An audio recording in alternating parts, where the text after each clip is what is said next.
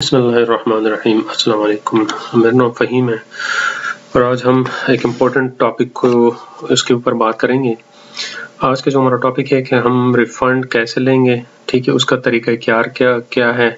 इसके बाद जो हमने एनेक्सर एच है स्टॉक स्टेटमेंट, इसको कैसे हमने इसमें स्टॉक ऐड करना है और कहाँ से हमने लेना है। तो सबसे पहले हम रिफ़ंड की तरफ जाते हैं और रिफ़ंड को पहले हम डिस्कस करते हैं कि रिफ़ंड हमें मिलेगा कैसे। तो ये कहता है कि रिफ़ंड क्लेम, अगर आपने रिफ़ंड क्लेम करना है तो provide stock statement as annexure H now और file it later as per rules.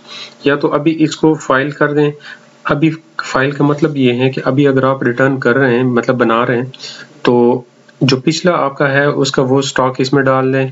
तो ये आपकी जो है ना इसकी एडजस्टमेंट हो जाएगी, इसकी एनालिसिस हो जाएगी। या फिर इस तरह करें कि इसको लेटर ऑन कर दे, मतलब बाद में कर दे।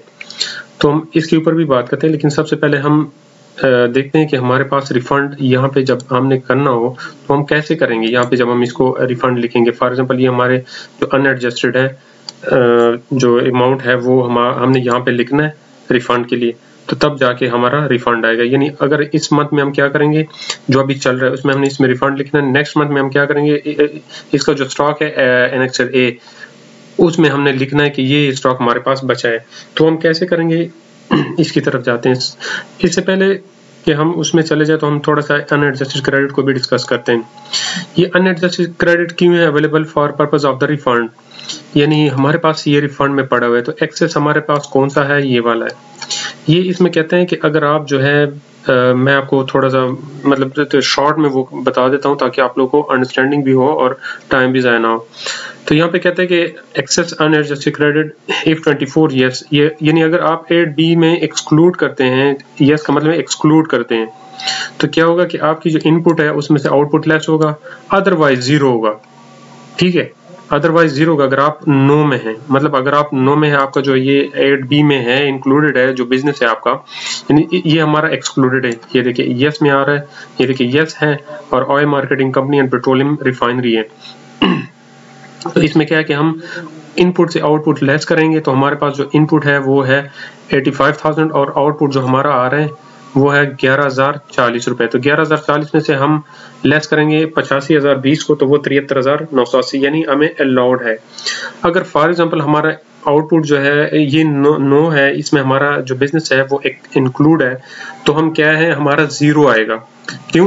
क्योंकि हमारे जो इनपुट है उसी में से इनपुट लेस होगा तो वो जीरो ही आएगा, यानी 85,000 में से 85,000 लेस होगा तो ये हमारा जीरो आएगा। तो वो कहते हैं अदरवाइज जीरो। ठीक है, होपफुली कि आपको यहाँ तक समझ आ गई होगी।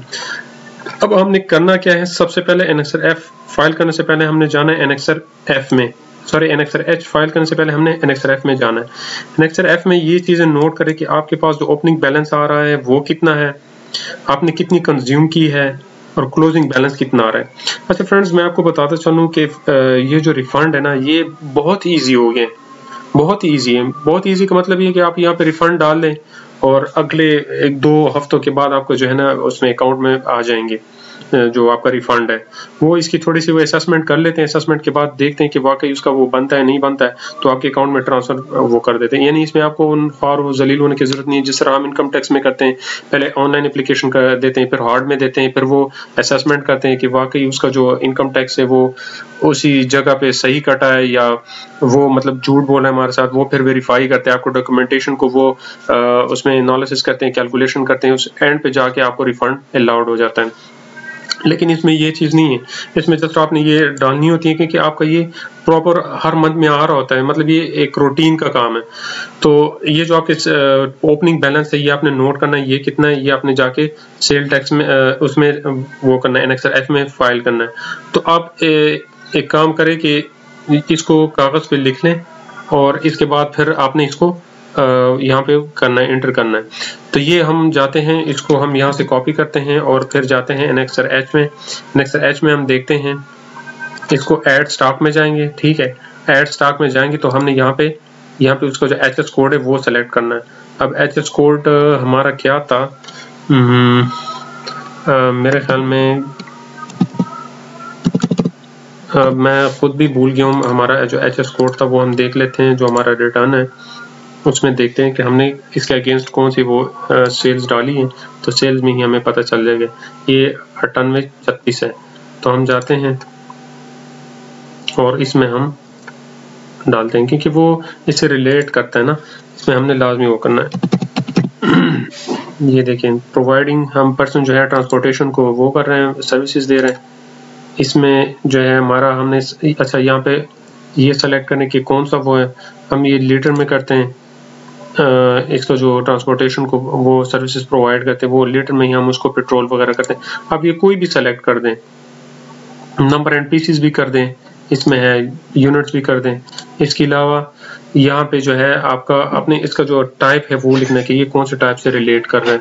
तो टाइप से रिलेट का आपने देखना है कि ऑयल एंड लुब्रिकेंट है, इससे वो करना है। फिर इसके बाद आपने जाना है कि आपका जो टैक्स है वो कितना कटता है, वो अब आपने यहाँ पे लिखना है, ठीक है। तो अब इसके बाद आपने करना क्या है, यहाँ पे जो अमाउंट है आपके पास जो परचेजेस ड्यूरिंग द मंथ है वो आपने वो करना। अगर आपका ओपनिंग बैलेंस है, देखिए एक बार इसको आप मेंटेन करेंगे तो आगे क्या होगा, आगे आपका ये होगा कि ये ओपनिंग बैलेंस भी साथ में आएगा। क्योंकि हमारा ओपनिंग बैलेंस नहीं है, हम पहली दफा कर रहे हैं, तो मैंने क्या कि वही उसमें मतलब जो हमारी पहली से वो थी opening stock sorry purchase during the month है वो हमने डाल दिए। कंज्यूम उसमें हमने कितना किया, 69,000 का किया, ठीक है। तो हमारे पास स्टॉक कितना बच रहा है, 7,11,807 रुपए, ठीक है। क्वांटिटी हमारे पास नहीं है तो क्वांटिटी हम नहीं लिखते। इसमें जो इसके ऊपर इनकम टैक्स है वो हम कैलकुलेट करते हैं कि हमारे जो परचेज अमाउंट है उस पर जो इनकम टैक्स है वो कितना बनता है। तो वो हम यहाँ से कैलकुलेट करते हैं कि 7,80,807 पे कितना टैक्स बनता है। ये हमारे पास बनता है 1,32,000। बल्कि ये भी कर सकते हैं आप, इसको सेव करें, सेव करने के बाद आप क्या करें, जाए एनेक्सर एफ में, एनेक्सर एफ में देखें, आपने उसी से ही रिलेट करना है इस चीज को, ठीक है। ये बात याद रखें कि आपने इसको उसी से रिलेट ही करना है। तो ये हमारे पास क्लोजिंग बैलेंस वही आ रहा है, ठीक है। अभी हमारे पास जो ओपनिंग बैलेंस है वो 1,03,580 है। इसको कॉपी करें और कॉपी करने के बाद आप चले जाएं एच में। हम इसको दोबारा भी देखते हैं, इसको हम नोट भी करते हैं ताकि हमें याद हो, ठीक है। तो ये देखें हमने इसमें क्या किया कि जो इसका टैक्स है, इनपुट टैक्स है, वो हमने भी देखा है कि परचेज हमने ड्यूरिंग द मंथ इतना किया, इसमें से कंज्यूम इतना हुआ है और क्लोजिंग बैलेंस आपके पास इतना आ रहा है, ठीक है। बेसिकली ये जो एनेक्सर एच है इसका मतलब ये है कि आपने जो प्रीवियस डेटा है और अभी आपके पास जो स्टॉक बचा है, यानी ओपनिंग, क्लोजिंग और during the month of purchase और जितना कंज्यूम है, इसको उन्होंने क्या करना है, आपने इसमें ये देखना है कि ये आपका रिकॉर्ड बिल्कुल ठीक आ रहा है। जिस तरह आपका एनेक्सर एफ है ये भी एज इट इज उसी तरह ही है, लेकिन एनेक्सर एफ में आपका सिर्फ एक ही मंथ का वो होता है, यानी उसमें भी आ रहा होता है, लेकिन ऑन द उस ड्यूरिंग द मंथ आप जो कंज्यूम करते हैं तो वो आप उसमें डालते हैं और इसमें आपका जो सारा स्टॉक है वो वहां से स्टार्ट होता आ रहा है, ठीक है। तो आपने जो है ये फिल करना है इस एनेक्सर का बेसिकली मतलब ये है कि हमने रिफंड के लिए अप्लाई करना है। तो वो देखेंगे इसमें जो एफबीआर वाले वो देखेंगे कि इसमें आपके पास कितना स्टॉक पड़ा है, आया कि उसमें आपका रिफंड बनता है कि नहीं बनता है। फिर इसको वो जो है एनेक्सर के साथ भी वो करते हैं, इसको रिलेट करते हैं, इसको देखते हुए टैली करते हैं। फिर टैली होने के बाद वो देखते हैं कि आपके पास रिफंड में कितना आ रहा है, ठीक है। तो ये जब आप करेंगे इसको आप सबमिट करेंगे, ठीक है। सबमिट करने के बाद ये होगा कि आपका जो है वो उसके पास चला जाएगा, ठीक है। और अब देखते हैं कि यहाँ पे आपके पास कितना अमाउंट आ रहा है जो उसके लिए रिफंड के लिए क्लोजिंग बैलेंस है। तो क्लोजिंग बैलेंस हमारे पास 92,000 आ रहा है, ठीक है। तो हम जाते हैं एनएक्सआरएफ में भी देखते हैं एनएक्सआरएफ में हमारे पास कितना आ रहा है, उसमें भी हम इसको देखते हैं। ये देखें उसका भी सेम आ रहा है 92,000 जो है, यानी ये हमारे पास टैक्स इतना आ रहा है।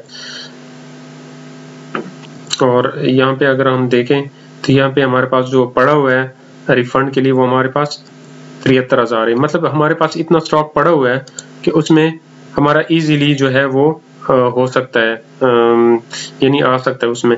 बेसिकली इसमें कुछ इस तरह की वो है जो हमने मतलब वो इसमें कुछ अनएक्सेस थी और इनएडमिसिबल थी, तो इसका वो सही टैली नहीं आ रहा है ना उसके साथ। लेकिन आपने इसको प्रॉपर इसको रखना है कि कितना आपका आ रहा है, क्योंकि इसमें इस तरह की इनएडमिसिबल वो थी, वो पिछले मंथ की थी जो कि हमने उससे रिलेट उसको वो किया, हमने जस्ट कंज्यूम डाल दिया उसके अगेंस्ट, और इनएडमिसिबल जो थी वो हमने उसी तरह रहने दी। तो इस वजह से ये इसमें फ़र्क आ रहा है थोड़ा सा, लेकिन फ़र्क इतना भी नहीं है। मतलब अगर आप देखें तो हमारे पास जो ये 85,000 और 92,000 में कोई 7,000 का फर्क आ रहा है, ठीक है। और फिर भी इसका मतलब ये कि हमारे पास जो स्टॉक में पड़ा हुआ है वो 92,000 है, जिसमें हमारा 85,000 ये 73,000 जो है वो इजीली जो है वो हम इसको रिफंड कर सकते हैं, ठीक है। यानी अगर 85,000 तो इस मंथ का था और 11,000 का भी जो है इसमें से निकाले थे, 73,000 का गया, तो इसमें हम 73,980 रुपए का इजीली हम रिफंड कर सकते हैं, ठीक है। जब आप उसको सबमिट करेंगे तो यहाँ पे आपने क्या करना है, रिफंड क्लेम करना है। यहाँ पे आपने यही अमाउंट डाली यहाँ पे नीचे और इसको आपने सबमिट करना है। ये ऑलरेडी सबमिट हो चुका है।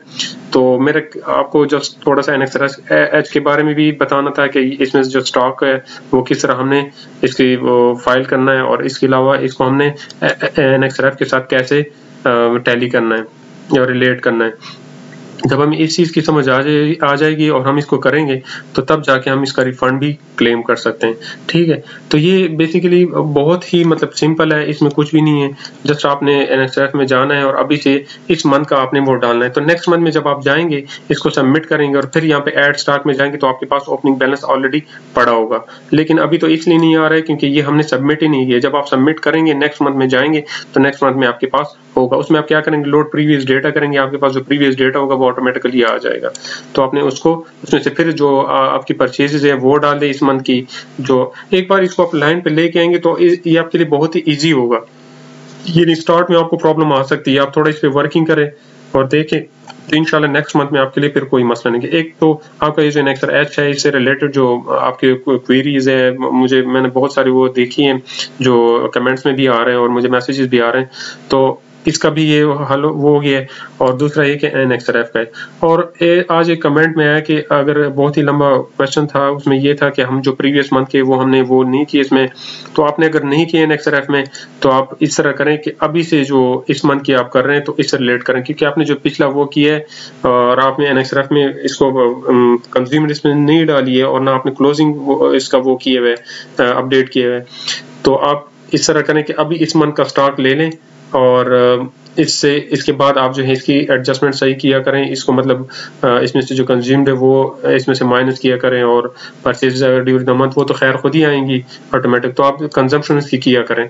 मतलब है कि प्रीवियस मंथ का जो हो गया वो तो हो गया, अब अगले मंथ से जो है ना आपने इसकी सही इसका हिसाब किताब रखना है, ठीक है। तो ये बस सिंपल था आप लोगों के साथ। मैं एक तो रिफंड का भी इशू आ रहा था बहुत सारे फ्रेंड्स को और NXRF का भी आ रहा था, तो इसमें ये दोनों क्वेश्चन जो है आपके कवर हो चुके हैं। और तीसरा जो है NXRF का भी आपका कवर हो चुका है, उसके तो ऑलरेडी मैंने बहुत सारे वीडियोस बनाई है। इससे रिलेटेड कोई भी क्वेश्चन हो तो आप कमेंट में पूछे, मैसेज करें, कॉल करें। इंशाल्लाह नेक्स्ट वीडियो में फिर हाजिर होंगे। तब तक के लिए इजाज़त दीजिए। अल्लाह हाफिज़।